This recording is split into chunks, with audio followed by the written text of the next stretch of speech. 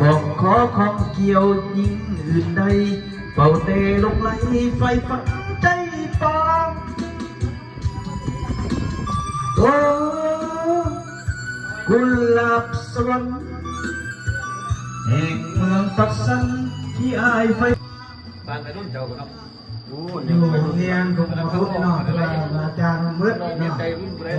ได้มาสิบสอนบรรดาพ่อแม่ลูกของพ่อแม่ป้าซูนของบ้านเนาะเรื่องการสอนที่ท่านมาเห็นมาได้ดีวันนี้ขอให้บรรดาอาจารย์ได้ดีแห้งเลขมาแม่ดำเลขมาคำให้ร่ำรวยเนาะซื้อเลขให้ถึกเด้อลืมแล้วแล้วก็ต่อไปปีหน้าปีใหม่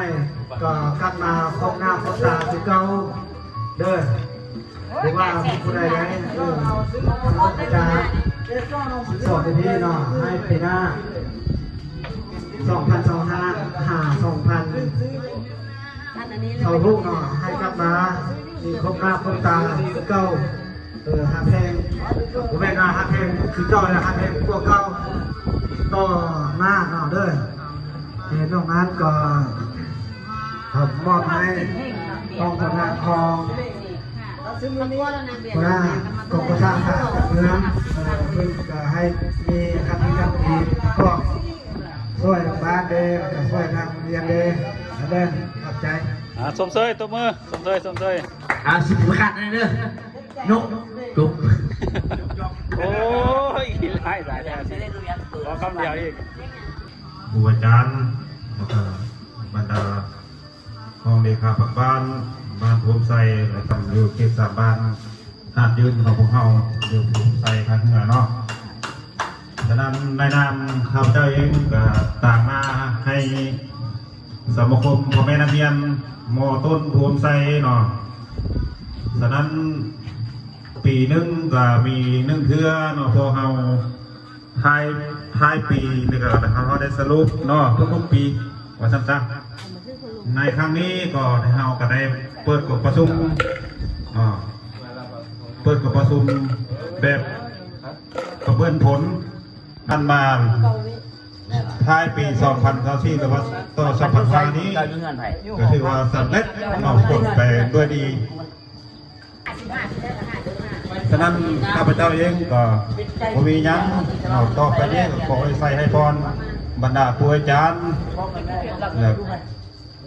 แล้วก็ห้องคณะสารเดี๋ยวมาห้องเลขาพักบ้านภูมิไซจะมีสุขภาพเข้มแข็งทำงานมันยืนสืบต่อเวียกงานหน้าที่ให้ประสบผลสำเร็จก็ขอบใจมัวมันไปล้มลืมได้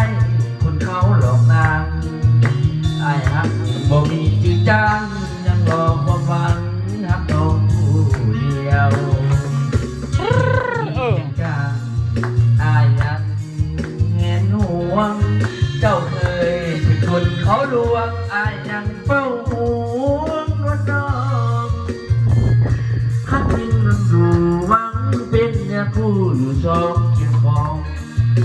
บ่แม่นอายอยากพาน้องอายบางพงน้องนางดักไม้โอ้ประเด็กคนใหม่เขาละไงเต่าให้ดีนำกล้องเด้อนำกล้องเด้ให้ร่ำให้รวยให้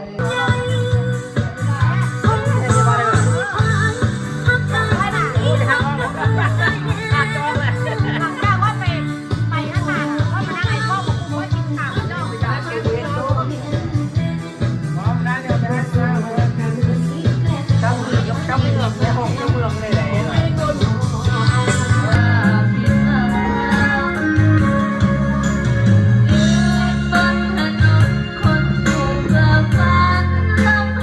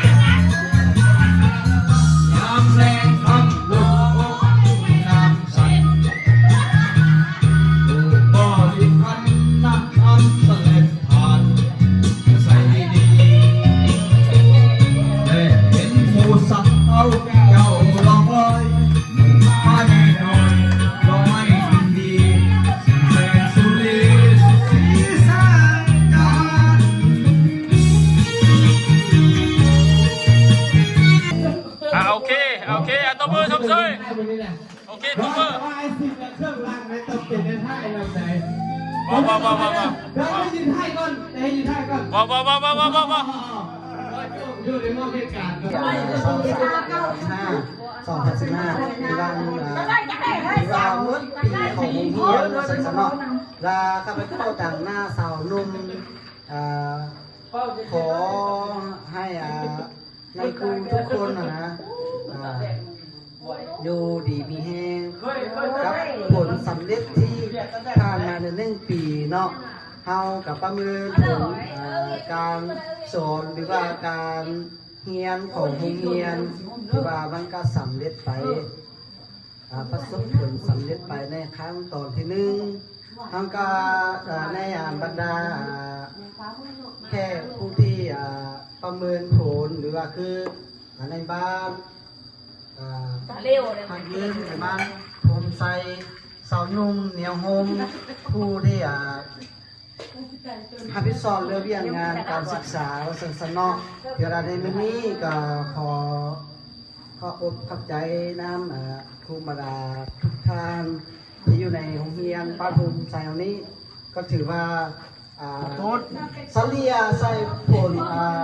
การให้คะแนนเกี่ยวกับครูอาจารย์ทุกคนมาใส่แค่คือโรงเรียนแล้วก็คือผู้ทำพิสอน เพราะว่าการวัดประเมินผลนี่หรือว่าเอาความจริงเนาะแต่ว่าบอกให้ว่าถ้าว่าบอกเป็นการเมืองนี่ทุกคนนี่อาจจะคิดว่าโอ้ทุกคนก็ดีเบิดสมมติว่า18 คนดีเบิดนะเนาะแต่ว่าให้เจ้าจงว่าอ๋อถ้าว่าบดีสิ่งใดพิพากษากันใดกะ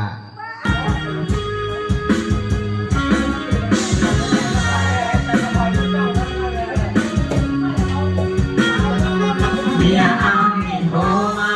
โทรหาบอกว่าให้มาเลยลูกคงยาวอย่าฝากเอ่ยที่ตรงไหนเอาไปนะให้เอาขาไปให้เมีย